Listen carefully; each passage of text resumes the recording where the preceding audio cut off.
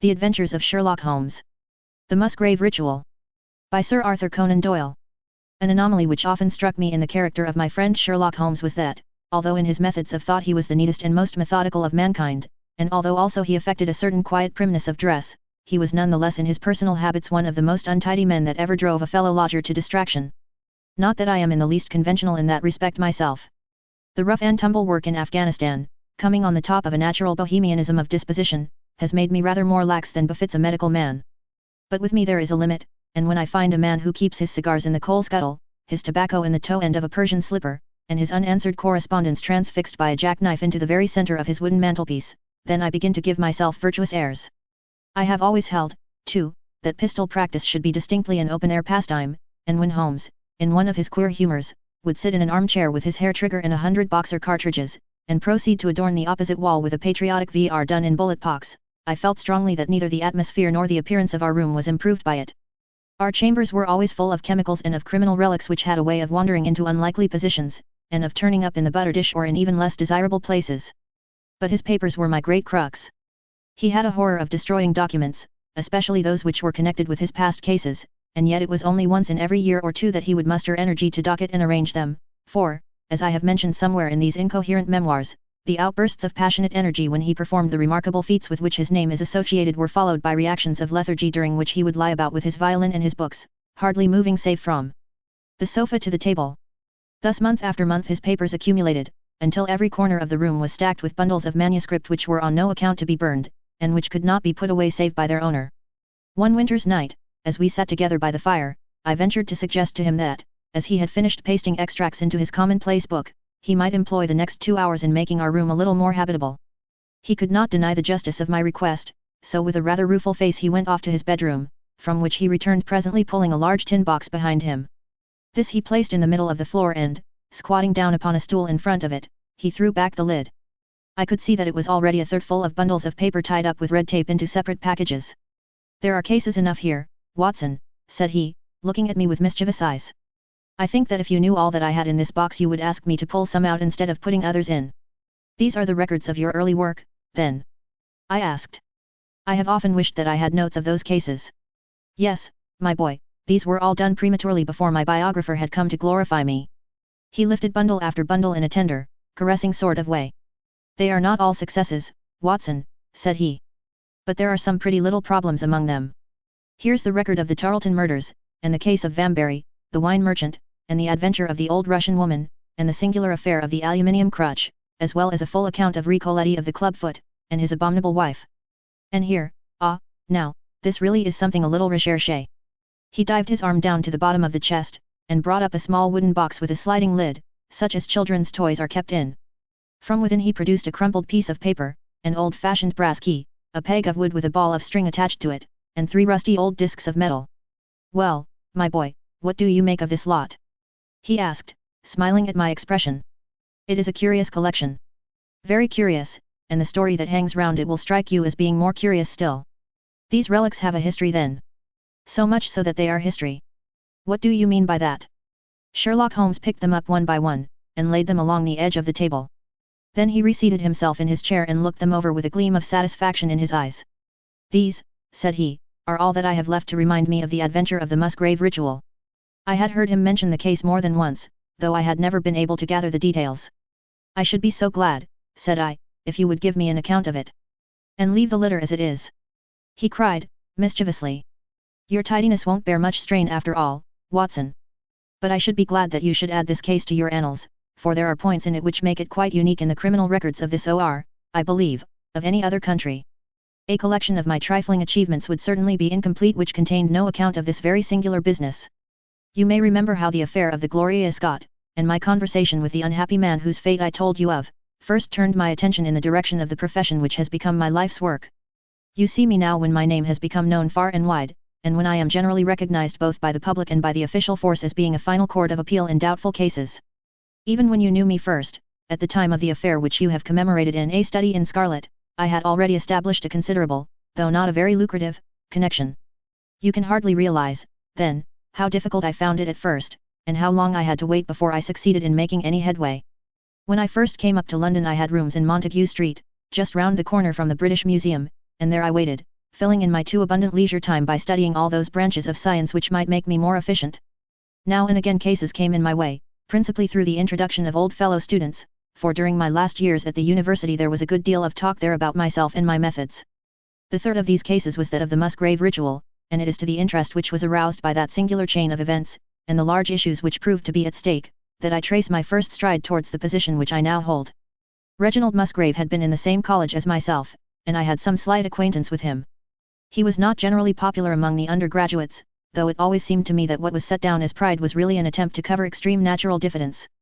In appearance he was a man of exceedingly aristocratic type, thin, high-nosed, and large-eyed, with languid and yet courtly manners. He was indeed a scion of one of the very oldest families in the kingdom, though his branch was a cadet one which had separated from the northern Musgraves sometime in the 16th century, and had established itself in western Sussex, where the manor house of Hillstone is perhaps the oldest inhabited building in the county. Something of his birthplace seemed to cling to the man, and I never looked at his pale, keen face or the poise of his head without associating him with grey archways and mullioned windows and all the venerable wreckage of a feudal keep. Once or twice we drifted into talk, and I can remember that more than once he expressed a keen interest in my methods of observation and inference. For 4 years I had seen nothing of him until one morning he walked into my room in Montague Street. He had changed little, was dressed like a young man of fashion, he was always a bit of a dandy, and preserved the same quiet, suave manner which had formerly distinguished him. "How has all gone with you, Musgrave?" I asked, after we had cordially shaken hands. "You probably heard of my poor father's death," said he was carried off about 2 years ago. Since then I have of course had the Hillstone estates to manage, and as I am member for my district as well, my life has been a busy one. But I understand, Holmes, that you are turning to practical ends those powers with which you used to amaze us." "Yes," said I have taken to living by my wits." "I am delighted to hear it, for your advice at present would be exceedingly valuable to me. We have had some very strange doings at Hillstone, and the police have been able to throw no light upon the matter. It is really the most extraordinary and inexplicable business. You can imagine with what eagerness I listened to him, Watson, for the very chance for which I had been panting during all those months of inaction seemed to have come within my reach. In my inmost heart I believed that I could succeed where others failed, and now I had the opportunity to test myself." "Pray, let me have the details," I cried. Reginald Musgrave sat down opposite to me, and lit the cigarette which I had pushed towards him. "You must know," said he, "that though I am a bachelor, I have to keep up a considerable staff of servants at Hillstone, for it is a rambling old place, and takes a good deal of looking after. I preserve, too, and in the pheasant months I usually have a house party, so that it would not do to be short-handed. Altogether there are 8 maids, the cook, the butler, 2 footmen, and a boy. The garden and the stables of course have a separate staff. Of these servants the one who had been longest in our service was Brunton the butler. He was a young schoolmaster out of place when he was first taken up by my father, but he was a man of great energy and character, and he soon became quite invaluable in the household. He was a well-grown, handsome man, with a splendid forehead, and though he has been with us for 20 years he cannot be more than 40 now. With his personal advantages and his extraordinary gifts, for he can speak several languages and play nearly every musical instrument, it is wonderful that he should have been satisfied so long in such a position, but I suppose that he was comfortable, and lacked energy to make any change. The butler of Hillstone is always a thing that is remembered by all who visit us. But this paragon has one fault. He is a bit of a Don Juan, and you can imagine that for a man like him it is not a very difficult part to play in a quiet country district. When he was married it was all right, but since he has been a widower we have had no end of trouble with him. A few months ago we were in hopes that he was about to settle down again for he became engaged to Rachel Howells, our second housemaid, but he has thrown her over since then and taken up with Janet Trigg Ellis, the daughter of the head gamekeeper. Rachel, who is a very good girl, but of an excitable Welsh temperament, had a sharp touch of brain fever, and goes about the house now, or did until yesterday, like a black-eyed shadow of her former self. That was our first drama at Hillstone, but a second one came to drive it from our minds, and it was prefaced by the disgrace and dismissal of butler Brunton. This was how it came about. I have said that the man was intelligent, and this very intelligence has caused his ruin, for it seems to have led to an insatiable curiosity about things which did not in the least concern him. I had no idea of the lengths to which this would carry him, until the merest accident opened my eyes to it. I have said that the house is a rambling one. One day last week, on Thursday night, to be more exact, I found that I could not sleep, having foolishly taken a cup of strong café noir after my dinner. After struggling against it until 2 in the morning, I felt that it was quite hopeless, so I rose and lit the candle with the intention of continuing a novel which I was reading. The book, however, had been left in the billiard room, so I pulled on my dressing gown and started off to get it. In order to reach the billiard room I had to descend a flight of stairs and then to cross the head of a passage which led to the library and the gun room. You can imagine my surprise when, as I looked down this corridor, I saw a glimmer of light coming from the open door of the library. I had myself extinguished the lamp and closed the door before coming to bed. Naturally my first thought was of burglars. The corridors at Hillstone have their walls largely decorated with trophies of old weapons. From one of these I picked a battle axe, and then, leaving my candle behind me, I crept on tiptoe down the passage and peeped in at the open door. Brunton, the butler, was in the library. He was sitting, fully dressed, in an easy chair, with a slip of paper which looked like a map upon his knee, and his forehead sunk forward upon his hand in deep thought. I stood dumb with astonishment, watching him from the darkness. A small taper on the edge of the table shed a feeble light which sufficed to show me that he was fully dressed. Suddenly, as I looked, he rose from his chair, and walking over to a bureau at the side, he unlocked it and drew out one of the drawers. From this he took a paper, and returning to his seat he flattened it out beside the taper on the edge of the table, and began to study it with minute attention. My indignation at this calm examination of our family documents overcame me so far that I took a step forward, and Brunton, looking up, saw me standing in the doorway. He sprang to his feet, his face turned livid with fear, and he thrust into his breast the chart-like paper which he had been originally studying. "So," said I, "this is how you repay the trust which we have reposed in you. You will leave my service tomorrow." He bowed with the look of a man who is utterly crushed, and slunk past me without a word. The taper was still on the table, and by its light I glanced to see what the paper was which Brunton had taken from the bureau. To my surprise it was nothing of any importance at all, but simply a copy of the questions and answers in the singular old observance called the Musgrave Ritual. It is a sort of ceremony peculiar to our family, which each Musgrave for centuries past has gone through on his coming of age, a thing of private interest, and perhaps of some little importance to the archaeologist, like our own blazonings and charges, but of no practical use whatever. "We had better come back to the paper afterwards," said I. "If you think it really necessary," he answered, with some hesitation. To continue my statement, however, I relocked the bureau, using the key which Brunton had left, and I had turned to go when I was surprised to find that the butler had returned, and was standing before me. "Mr. Musgrave, sir," he cried, in a voice which was hoarse with emotion, "I can't bear disgrace, sir. I've always been proud above my station in life, and disgrace would kill me. My blood will be on your head, sir, it will, indeed, if you drive me to despair. If you cannot keep me after what has passed, then for God's sake let me give you notice and leave in a month, as if of my own free will. I could stand that, Mr. Musgrave, but not to be cast out before all the folk that I know so well." "You don't deserve much consideration, Brunton," I answered. "Your conduct has been most infamous. However, as you have been a long time in the family, I have no wish to bring public disgrace upon you. A month, however, is too long. Take yourself away in a week, and give what reason you like for going." "Only a week, sir," he cried, in a despairing voice. "A fortnight, say at least a fortnight." "A week," I repeated, "and you may consider yourself to have been very leniently dealt with." He crept away, his face sunk upon his breast, like a broken man, while I put out the light and returned to my room. For 2 days after this Brunton was most assiduous in his attention to his duties. I made no allusion to what had passed, and waited with some curiosity to see how he would cover his disgrace. On the third morning, however, he did not appear, as was his custom, after breakfast to receive my instructions for the day. As I left the dining room I happened to meet Rachel Howells, the maid. I have told you that she had only recently recovered from an illness, and was looking so wretchedly pale and wan that I remonstrated with her for being at work.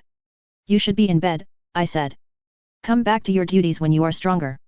She looked at me with so strange an expression that I began to suspect that her brain was affected. "I am strong enough, Mr. Musgrave," said she. "We will see what the doctor says," I answered. "You must stop work now, and when you go downstairs just say that I wish to see Brunton." "The butler is gone," said she. "Gone? Gone where?" "He is gone. No one has seen him. He is not in his room." "Oh, yes, he is gone, he is gone." She fell back against the wall with shriek after shriek of laughter, while I, horrified at this sudden hysterical attack, rushed to the bell to summon help. The girl was taken to her room, still screaming and sobbing, while I made inquiries about Brunton. There was no doubt about it that he had disappeared. His bed had not been slept in, he had been seen by no one since he had retired to his room the night before, and yet it was difficult to see how he could have left the house, as both windows and doors were found to be fastened in the morning. His clothes, his watch and even his money were in his room, but the black suit which he usually wore was missing. His slippers, too, were gone, but his boots were left behind. Where then could butler Brunton have gone in the night, and what could have become of him now? Of course we searched the house from cellar to garret, but there was no trace of him. It is, as I have said, a labyrinth of an old house, especially the original wing, which is now practically uninhabited, but we ransacked every room and cellar without discovering the least sign of the missing man. It was incredible to me that he could have gone away leaving all his property behind him, and yet where could he be? I called in the local police, but without success.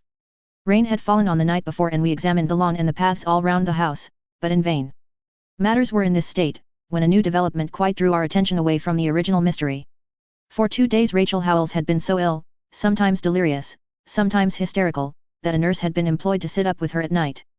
On the third night after Brunton's disappearance, the nurse, finding her patient sleeping nicely, had dropped into a nap in the armchair, when she woke in the early morning to find the bed empty, the window open, and no signs of the invalid. I was instantly aroused, and, with the 2 footmen, started off at once in search of the missing girl. It was not difficult to tell the direction which she had taken, for, starting from under her window, we could follow her footmarks easily across the lawn to the edge of the mere, where they vanished close to the gravel path which leads out of the grounds. The lake there is 8 feet deep, and you can imagine our feelings when we saw that the trail of the poor demented girl came to an end at the edge of it. Of course, we had the drags at once, and set to work to recover the remains, but no trace of the body could we find. On the other hand, we brought to the surface an object of a most unexpected kind. It was a linen bag which contained within it a mass of old rusted and discolored metal and several dull-colored pieces of pebble or glass. This strange find was all that we could get from the mere, and, although we made every possible search and inquiry yesterday, we know nothing of the fate either of Rachel Howells or of Richard Brunton. The county police are at their wits' end, and I have come up to you as a last resource. You can imagine, Watson, with what eagerness I listened to this extraordinary sequence of events, and endeavoured to piece them together, and to devise some common thread upon which they might all hang. The butler was gone. The maid was gone. The maid had loved the butler, but had afterwards had cause to hate him. She was of Welsh blood, fiery and passionate. She had been terribly excited immediately after his disappearance. She had flung into the lake a bag containing some curious contents. These were all factors which had to be taken into consideration, and yet none of them got quite to the heart of the matter. What was the starting point of this chain of events? There lay the end of this tangled line. I must see that paper, Musgrave, said I, which this butler of your thought it worth his while to consult, even at the risk of the loss of his place. It is rather an absurd business, this ritual of ours, he answered. But it has at least the saving grace of antiquity to excuse it. I have a copy of the questions and answers here if you care to run your eye over them. He handed me the very paper which I have here, Watson, and this is the strange catechism to which each Musgrave had to submit when he came to man's estate. I will read you the questions and answers as they stand. Whose was it? His who is gone. Who shall have it? He who will come. Where was the sun? Over the oak. Where was the shadow? Under the elm. How was it stepped? North by 10 and by 10, east by 5 and by 5, south by 2 and by 2, west by 1 and by 1, and so under. What shall we give for it? All that is ours. Why should we give it? For the sake of the trust. The original has no date, but is in the spelling of the middle of the 17th century, remarked Musgrave. I am afraid, however, that it can be of little help to you in solving this mystery. At least, said I, it gives us another mystery, and one which is even more interesting than the first. It may be that the solution of the one may prove to be the solution of the other. You will excuse me, Musgrave, if I say that your butler appears to me to have been a very clever man, and to have had a clearer insight than 10 generations of his masters. I hardly follow you, said Musgrave. The paper seems to me to be of no practical importance. But to me it seems immensely practical, and I fancy that Brunton took the same view. He had probably seen it before that night on which you caught him. It is very possible. We took no pains to hide it. He simply wished, I should imagine, to refresh his memory upon that last occasion. He had, as I understand, some sort of map or chart which he was comparing with the manuscript, and which he thrust into his pocket when you appeared. That is true. But what could he have to do with this old family custom of ours, and what does this rigmarole mean? I don't think that we should have much difficulty in determining that, said I. With your permission we will take the first train down to Sussex, and go a little more deeply into the matter upon the spot. The same afternoon saw us both at Hillstone. Possibly you have seen pictures and read descriptions of the famous old building, so I will confine my account of it to saying that it is built in the shape of an L, the long arm being the more modern portion, and the shorter the ancient nucleus, from which the other had developed. Over the low, heavily linteled door, in the center of this old part, is chiseled the date, 1607, but experts are agreed that the beams and stonework are really much older than this. The enormously thick walls and tiny windows of this part had in the last century driven the family into building the new wing, and the old one was used now as a storehouse and a cellar, when it was used at all. A splendid park with fine old timber surrounds the house, and the lake, to which my client had referred, lay close to the avenue, about 200 yards from the building.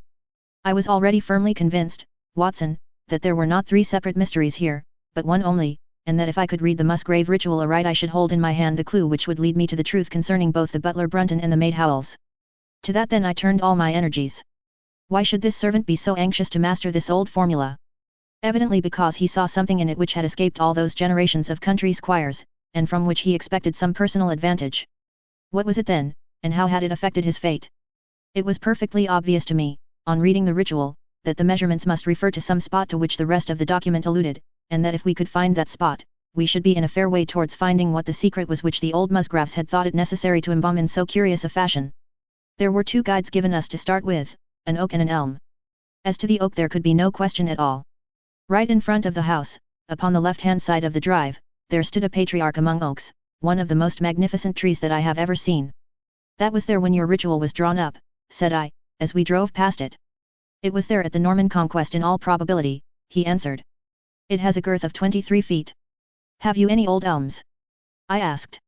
There used to be a very old one over yonder but it was struck by lightning 10 years ago, and we cut down the stump. You can see where it used to be. Oh, yes. There are no other elms. No old ones, but plenty of beeches. I should like to see where it grew. We had driven up in a dog cart, and my client led me away at once, without our entering the house, to the scar on the lawn where the elm had stood. It was nearly midway between the oak and the house. My investigation seemed to be progressing. I suppose it is impossible to find out how high the elm was? I asked. I can give you it at once. It was 64 feet. How do you come to know it? I asked, in surprise. When my old tutor used to give me an exercise in trigonometry, it always took the shape of measuring heights. When I was a lad I worked out every tree and building in the estate. This was an unexpected piece of luck. My data were coming more quickly than I could have reasonably hoped. Tell me, I asked, did your butler ever ask you such a question? Reginald Musgrave looked at me in astonishment. Now that you call it to my mind, he answered, Brunton did ask me about the height of the tree some months ago, in connection with some little argument with the groom. This was excellent news, Watson, for it showed me that I was on the right road. I looked up at the sun. It was low in the heavens, and I calculated that in less than an hour it would lie just above the topmost branches of the old oak. One condition mentioned in the ritual would then be fulfilled. And the shadow of the elm must mean the farther end of the shadow, otherwise the trunk would have been chosen as the guide. I had, then, to find where the far end of the shadow would fall when the sun was just clear of the oak. That must have been difficult, Holmes, when the elm was no longer there. Well, at least I knew that if Brunton could do it, I could also. Besides, there was no real difficulty. I went with Musgrave to his study and whittled myself this peg, to which I tied this long string with a knot at each yard. Then I took 2 lengths of a fishing rod, which came to just 6 feet, and I went back with my client to where the elm had been. The sun was just grazing the top of the oak. I fastened the rod on end, marked out the direction of the shadow, and measured it. It was 9 feet in length. Of course the calculation now was a simple one. If a rod of 6 feet threw a shadow of 9, a tree of 64 feet would throw one of 96, and the line of the one would of course be the line of the other. I measured out the distance, which brought me almost to the wall of the house, and I thrust a peg into the spot. You can imagine my exultation, Watson, when within 2 inches of my peg I saw a conical depression in the ground. I knew that it was the mark made by Brunton in his measurements, and that I was still upon his trail. From this starting point I proceeded to step, having first taken the cardinal points by my pocket compass. 10 steps with each foot took me along parallel with the wall of the house, and again I marked my spot with a peg. Then I carefully paced off 5 to the east and 2 to the south. It brought me to the very threshold of the old door. 2 steps to the west meant now that I was to go 2 paces down the stone-flagged passage, and this was the place indicated by the ritual. Never have I felt such a cold chill of disappointment, Watson. For a moment it seemed to me that there must be some radical mistake in my calculations.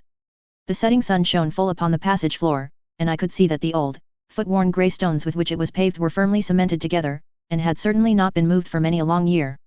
Brunton had not been at work here. I tapped upon the floor, but it sounded the same all over, and there was no sign of any crack or crevice.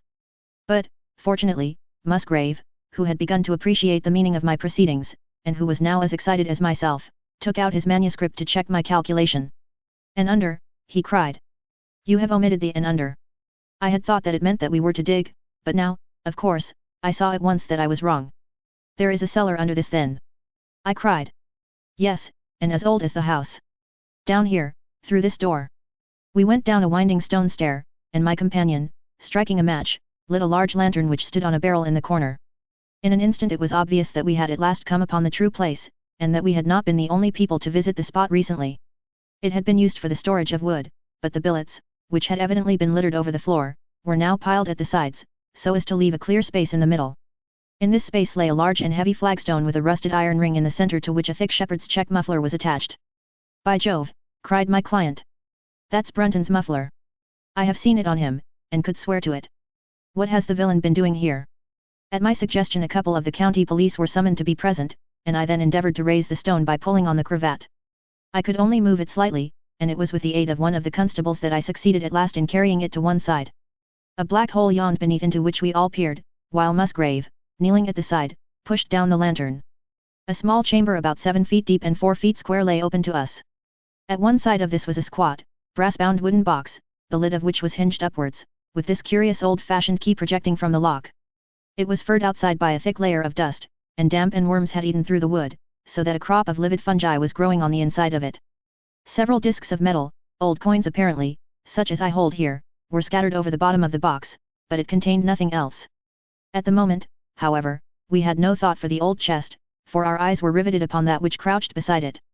It was the figure of a man, clad in a suit of black, who squatted down upon his hams with his forehead sunk upon the edge of the box and his 2 arms thrown out on each side of it. The attitude had drawn all the stagnant blood to the face, and no man could have recognized that distorted liver-colored countenance, but his height, his dress, and his hair were all sufficient to show my client, when we had drawn the body up, that it was indeed his missing butler. He had been dead some days, but there was no wound or bruise upon his person to show how he had met his dreadful end. When his body had been carried from the cellar we found ourselves still confronted with a problem which was almost as formidable as that with which we had started. I confess that so far, Watson, I had been disappointed in my investigation.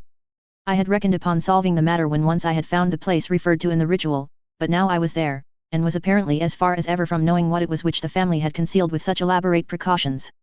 It is true that I had thrown a light upon the fate of Brunton, but now I had to ascertain how that fate had come upon him, and what part had been played in the matter by the woman who had disappeared. I sat down upon a keg in the corner and thought the whole matter carefully over. You know my methods in such cases, Watson.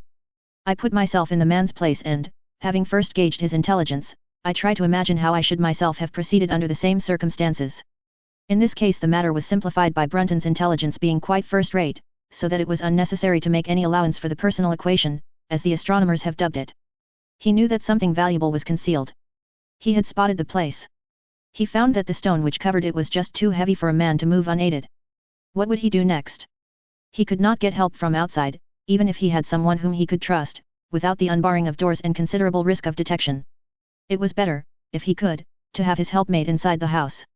But whom could he ask? This girl had been devoted to him. A man always finds it hard to realize that he may have finally lost a woman's love, however badly he may have treated her. He would try by a few attentions to make his peace with the girl Howells, and then would engage her as his accomplice. Together they would come at night to the cellar, and their united force would suffice to raise the stone. So far I could follow their actions as if I had actually seen them. But for 2 of them, and 1 a woman, it must have been heavy work the raising of that stone. A burly Sussex policeman and I had found it no light job. What would they do to assist them? Probably what I should have done myself. I rose and examined carefully the different billets of wood which were scattered round the floor. Almost at once I came upon what I expected.